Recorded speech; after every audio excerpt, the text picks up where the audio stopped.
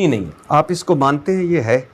भाई मुझे नहीं पता ये जो बयान करने वाला है ये काबिल एतमाद है या नहीं है। अगर काबिल एतमाद है और वो कह रहा है कि मौलाना कासिम नानोतवी आए थे और वो सिका आदमी है, तो हम उसकी तावील करेंगे कि ये तो सच कह रहा है लेकिन हकीकत में वो नहीं आए थे।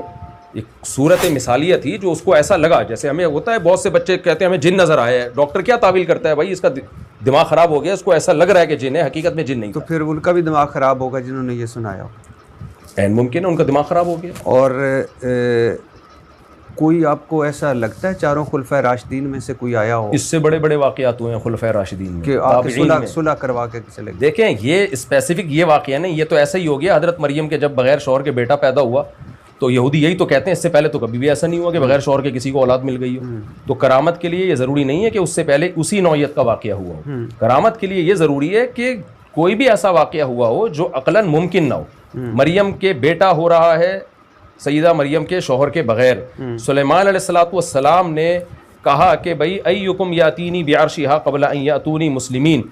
एक बुज़ुर्ग बैठे हुए थे जिनके पास इंजील का इल्म था, उन्होंने कहा अना आती कबिही क़ब्ला अन यरतद्दा इलैका तरफ़ु।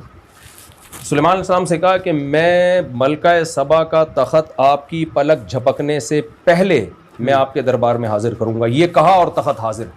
ये इससे भी ज़्यादा अजीब वाक़या है कि कब्र से कोई सूरत मिसाली आ रही है। इससे ज़्यादा अजीब है कि इतना बड़ा तख़त सुलेमान सलाम ने अभी पलक झपकी नहीं और वो उन्होंने हाजिर कर दिया आगे। इसकी क्या तावील करेंगे आप?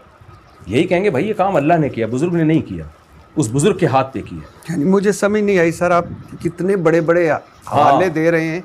आप ये इसके लिए कि इसके लिए कि जिसको आपको पीरो मुर्शिद ने एक वाक्य को एक किताब में जमा कर दिया। मुझे एक बात बताएं, आप इसको सही समझते हैं कि नहीं?